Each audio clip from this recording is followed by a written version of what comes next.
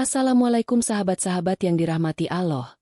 Hari ini saya akan menceritakan seorang ibu hajah tendang dan buang anak yatim yang cacat ke tengah hutan. Namun sebelumnya saya sarankan untuk menuliskan sholawat Nabi Muhammad agar kelak sholawat ini menjadi saksi untuk mendapat syafaat di akhirat. Like dan subscribe ke channel ini sangat membantu menyebarkan dakwah Islam dan menjadi amal jariah. Pagi itu, mentari baru saja menyibak kabut tipis yang menyelimuti desa Tegal Mulyo, sebuah desa kecil di lereng perbukitan Kabupaten Wonosobo, Jawa Tengah. Desa ini dikenal sejuk dan tenang, tapi hari itu, suasananya mendadak mencekam oleh kabar menyedihkan yang berembus dari rumah besar di pojok desa milik keluarga Haji Maruf dan Ibu Hajah Salamah. Di balik pagar besi tinggi dan halaman luas dengan taman rapi, tinggal seorang bocah kecil bernama Raffi, usia 9 tahun. Raffi adalah anak yatim, satu-satunya anak dari almarhumah Siti Nurjanah, anak kandung dari Haji Maruf dan Ibu Hajah Salamah. Siti meninggal setahun lalu dalam kecelakaan saat hendak mengantar Raffi berobat ke RSUD karena kelainan pada kaki kirinya yang tak bisa digerakkan sejak lahir. Raffi lumpuh separuh tubuhnya dan hanya bisa berjalan tertatih-tatih dengan bantuan tongkat kayu yang usang.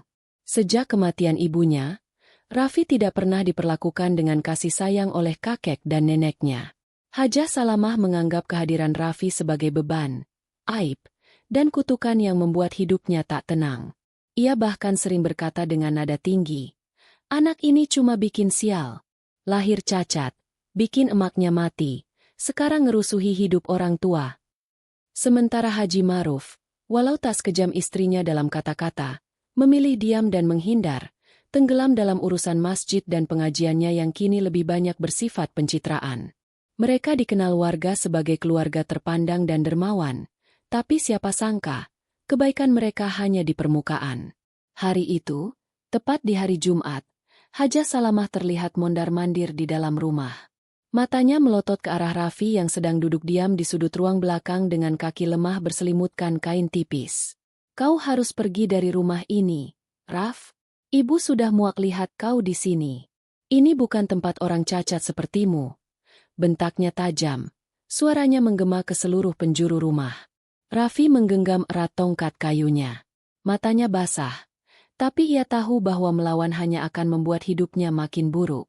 "Raffi nggak punya tempat lain, Nek," lirihnya. Suara nyaris tenggelam dalam isak tertahan.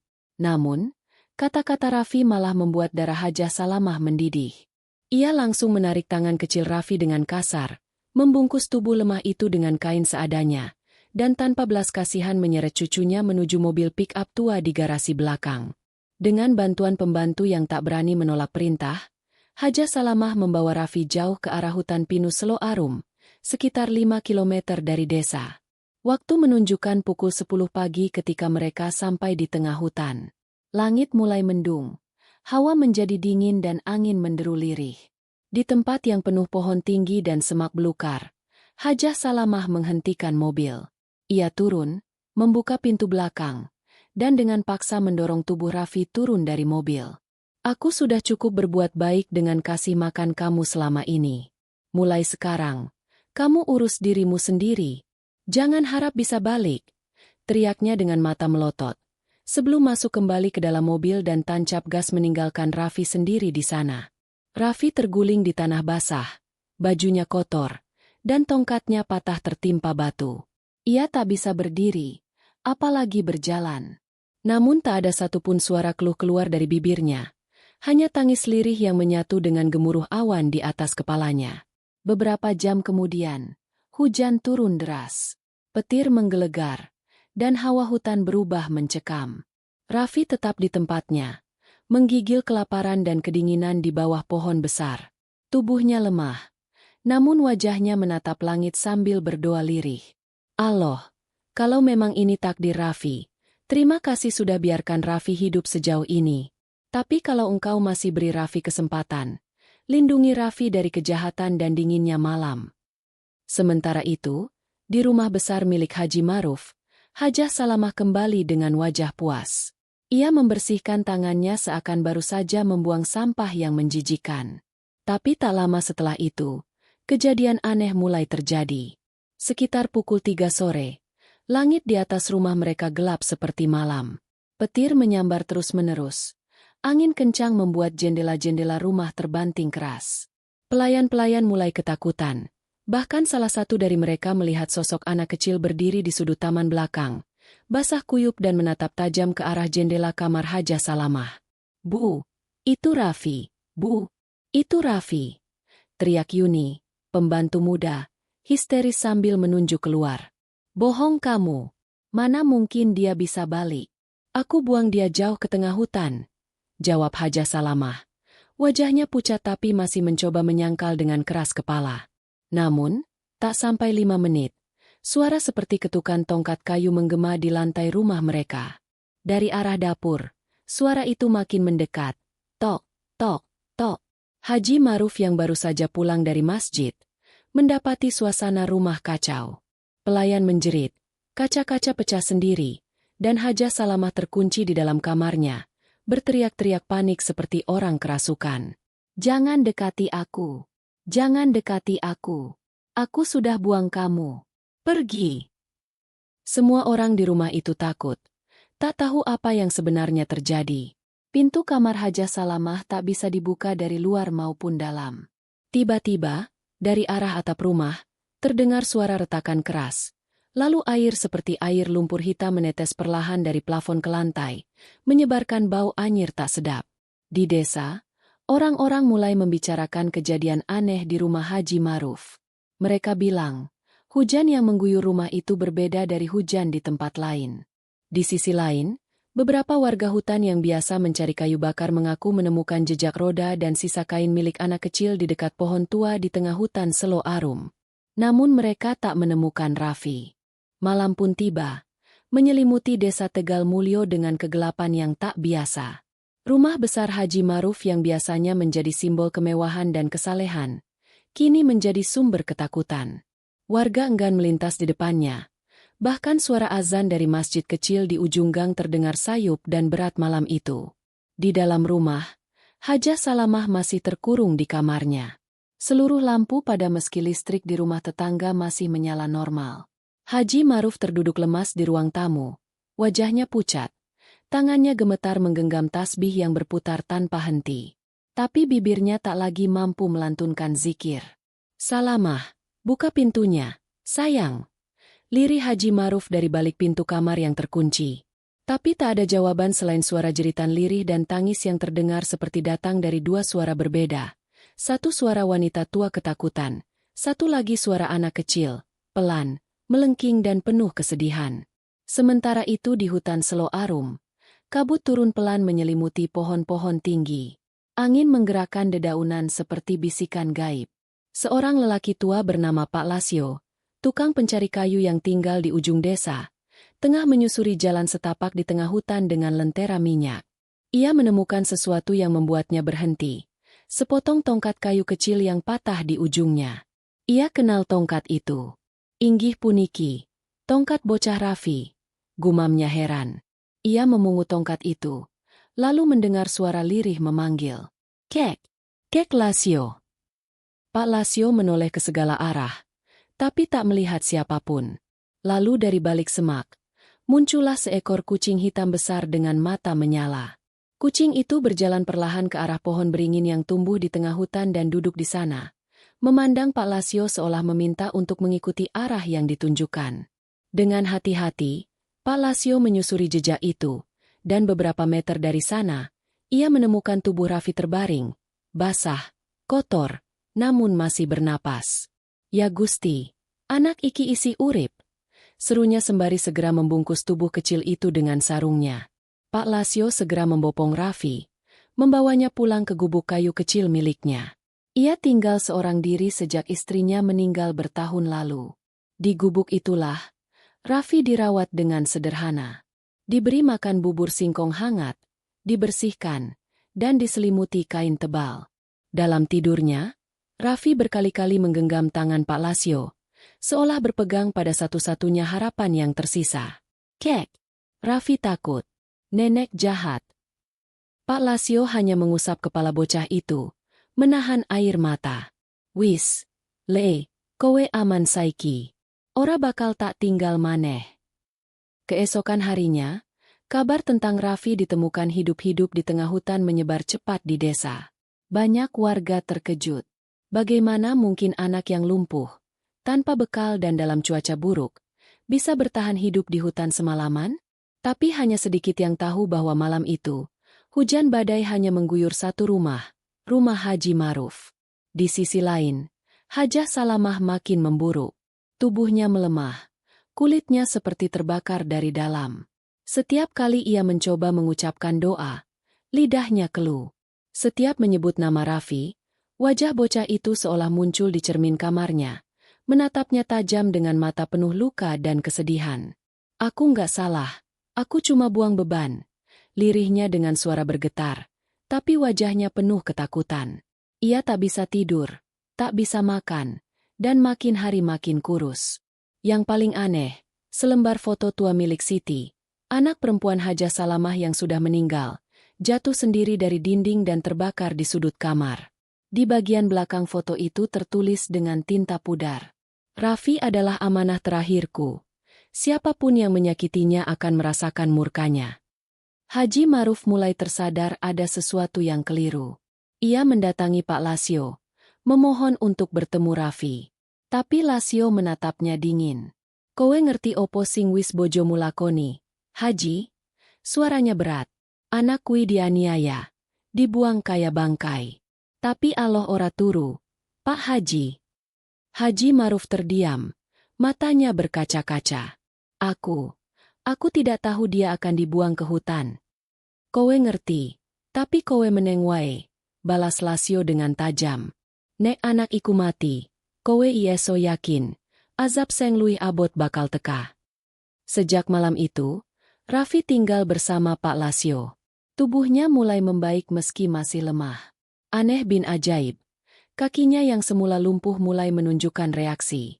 Dalam tidurnya, ia sering bermimpi didatangi ibunya yang tersenyum dan berkata, "Allah belum selesai menuliskan cerita hidupmu, nak."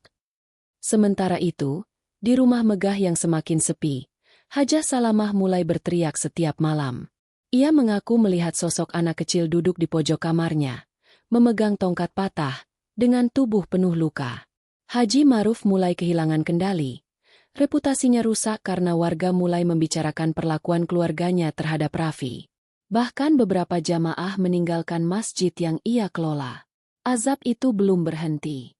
Malam-malam berikutnya di rumah besar itu makin terasa mencekam. Pintu-pintu membanting sendiri. Lampu menyala dan padam tanpa sebab. Hajah Salamah tak lagi bisa tidur di kamarnya. Kini ia terbaring di ruang tengah seperti orang sakit jiwa. Mulutnya komat kamit menyebut nama Raffi, kadang tertawa sendiri, kadang menangis seperti bayi. Tubuhnya mengurus, matanya kosong, dan aroma aneh seperti daging busuk menguar dari tubuhnya. Haji Maruf yang selama ini diam dan menutup mata, akhirnya tak kuasa menahan beban. Pagi itu, ia pergi ke rumah Pak Lasio, memohon untuk bisa bertemu Raffi. Pak Lasio membukakan pintu dengan wajah datar. Gubuk tua itu kini menjadi tempat yang dirasa hangat oleh banyak warga, karena di sanalah keajaiban mulai terjadi. Raffi perlahan mulai bisa duduk sendiri. Wajahnya tampak lebih segar, meski tubuhnya masih kurus dan geraknya terbatas. Raffi sedang duduk di bangku bambu, mengenakan sarung dan kaos bekas, ketika Haji Maruf datang dengan langkah berat. "Raffi," ucap Haji Maruf lirih. Suaranya bergetar. "Kakek, minta maaf, nak." Raffi tak langsung menjawab. Ia hanya menatap lelaki tua itu dengan mata yang dalam. Tidak ada dendam, tidak ada kemarahan. Yang ada hanya luka dan sunyi yang sudah terlalu lama ia tanggung sendiri. "Kakek tahu, kakek salah. Kakek diam saat kamu disakiti. Kakek takut pada istrimu sendiri." Pak Lasio berdiri di belakang Raffi, menatap Haji Maruf tajam. Takut pada istri, tapi lebih takut lagi menghadapi murka Allah. "Kowe ngerti? Iki anak yatim, ditinggal ibune karena nyelamet ke dia. Tapi malah kowe buang kaya sampah." Haji Maruf menunduk. Air matanya jatuh satu persatu. "Aku ingin menebus semuanya. Aku ingin rawat Raffi. Aku mau bawa dia ke rumah. Aku janji." Namun sebelum ia selesai berbicara, Suara tangisan panjang terdengar dari kejauhan. Bukan dari hutan. Bukan dari desa. Tapi dari arah rumah Haji Maruf. Suara itu nyaring, tinggi, seperti jeritan orang yang sedang dihukum di neraka. Seketika langit menggelap, angin bertiup keras, dan debu-debu berputar di atas tanah. Pak Lasio segera menatap langit. Iki ora biasa. Sementara itu, di rumah megah yang kini sunyi, Hajah Salamah menggeliat hebat di lantai. Matanya terbuka lebar, menatap langit-langit rumah yang berubah gelap. Tiba-tiba, dari sudut-sudut rumah, muncul air hitam pekat yang merembes dari dinding, menyebar seperti darah. Foto-foto keluarga di dinding jatuh satu persatu dan pecah. Aroma busuk makin menyengat.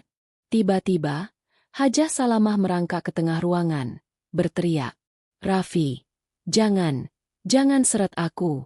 Aku nenekmu. Aku hanya marah sesaat. Aku nggak benar-benar mau kamu mati." Tapi tidak ada yang menjawab. Hanya suara tawa kecil, tawa seorang anak laki-laki, yang menggema entah dari mana. Sementara itu, Raffi tiba-tiba merasakan sesuatu bergetar dalam dadanya.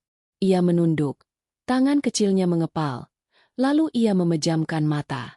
Dalam hati ia berkata, "Allah, jika ini semua karena aku, maafkan mereka. Tapi jika ini keadilan MU, aku ikhlas." Di luar, langit meledak oleh kilat dan petir. Seketika petir menyambar atap rumah Haji Maruf, membuat genteng meledak dan api menjalar cepat. Warga berteriak melihat rumah besar itu terbakar. Aneh, air hujan turun sangat deras di seluruh desa, tapi tidak menyentuh rumah itu. Api tak bisa padam. Api itu seperti bukan api biasa. Orang-orang mulai berkumpul, namun tidak ada satupun yang berani mendekat. Suara jeritan Hajah Salamah masih terdengar jelas, tapi tak ada yang bisa menolong. Pak Lasio membawa Raffi keluar gubuk dan melihat ke arah rumah terbakar itu dari kejauhan. Haji Maruf tersungkur di tanah, menatap api yang melahap hartanya dan menyadari bahwa semua kemegahan dan kehormatan yang ia bangun selama puluhan tahun, kini hangus dalam sekejap. "Pak, biarkan saja rumah itu habis. Tapi tolong, selamatkan istriku," bisiknya lemah, seperti orang yang tak punya daya lagi. Pak Lasio menghela napas panjang. Kadang, Allah hendak perlu utusan. Murkanya datang sendiri, pas waktunya. Keesokan harinya, rumah Haji Maruf tinggal puing dan arang. Tidak ada jenazah ditemukan. Hajah Salamah seolah lenyap di telan tanah. Haji Maruf pindah ke langgar kecil dekat sawah, mengasingkan diri dan beribadah diam-diam. Ia tak lagi dikenal sebagai tokoh desa. Ia menjadi sosok yang tak banyak bicara, hanya menatap tanah sambil menggenggam tasbih. Raffi masih tinggal bersama Pak Lasio. Ia mulai belajar mengaji, menulis, dan tersenyum kembali. Banyak warga desa yang mulai datang menjenguk dan memberikan pakaian serta makanan. Mereka percaya bahwa Raffi adalah anak istimewa, anak yang dipilih Allah untuk menunjukkan bahwa kejahatan, sekecil apapun, akan mendapatkan balasannya, cepat atau lambat. Namun, belum semua selesai. Di malam keempat sejak rumah itu terbakar, beberapa warga melaporkan melihat sosok wanita tua berkebaya lusuh berjalan pelan di jalan desa saat dini hari. Langkahnya berat, rambutnya panjang menjuntai, dan dari balik bayangannya, terlihat seorang anak kecil berjalan di belakangnya, menyeret tongkat kayu patah. Desa Tegal Mulyo perlahan kembali tenang, tapi bayangan tragedi itu masih membekas dalam ingatan warganya.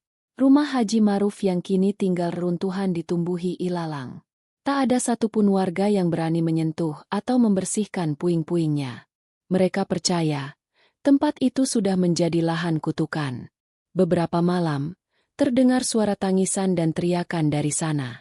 Tapi setiap diperiksa, tak ditemukan siapapun. Haji Maruf kini tinggal di musala kecil di pinggir sawah. Ia tak lagi berdakwah, tak lagi berceramah. Hari-harinya diisi dengan istighfar dan salat malam. Tubuhnya yang dulu gemuk dan sehat kini tinggal tulang, janggutnya memutih, dan ia hanya keluar untuk mencari air atau membersihkan halaman musala. Warga yang lewat hanya menatap dari jauh. Tak ada lagi kehormatan, tak ada lagi sebutan Pak Haji dengan kekaguman. Raffi, di sisi lain, tumbuh menjadi anak yang mengagumkan. Perlahan, kakinya mulai kuat. Ia belajar berjalan dengan tongkat baru buatan Pak Lasio, dibuat dari kayu jati pilihan. Raffi kini menjadi anak yang disayangi warga, sering diminta memimpin doa di kegiatan desa. Ia tidak menyimpan dendam. Dalam setiap doanya, ia selalu menyebut nama almarhumah ibunya dan juga mendoakan orang-orang yang dulu menyakitinya. Allah, jadikan hati Raffi lembut. Raffi ingin kuat, tapi juga pemaaf. Begitu ucapnya setiap malam sebelum tidur. Pak Lasio yang dulu hidup sendiri, kini seperti punya cucu. Ia tertawa lebih sering, meski tubuhnya makin renta. Baginya, kehadiran Raffi adalah anugerah, penebus sepi, sekaligus peringatan akan pentingnya menjadi manusia yang berpihak pada kebaikan meski tidak banyak orang berani melakukannya. Sampai suatu hari, saat hujan gerimis turun membasahi tanah desa, seekor kucing hitam datang ke halaman musala. Ia duduk menghadap reruntuhan rumah bekas Haji Maruf, lalu menoleh ke arah langit yang kelabu. Beberapa warga percaya, azab telah selesai. Yang tertinggal kini hanya pelajaran, bahwa harta tak menjamin keselamatan, bahwa nama baik bisa luluh oleh satu kezaliman, dan bahwa doa seorang anak yatim, jika dizalimi, bisa menembus langit, mengguncang bumi, dan menghadirkan murka Allah yang nyata. Dan Raffi, anak kecil yang dulu dibuang karena dianggap beban, kini tumbuh sebagai cahaya kecil yang menyinari desa. Sementara bayang-bayang masa lalu perlahan ditelan kabut. Tamat.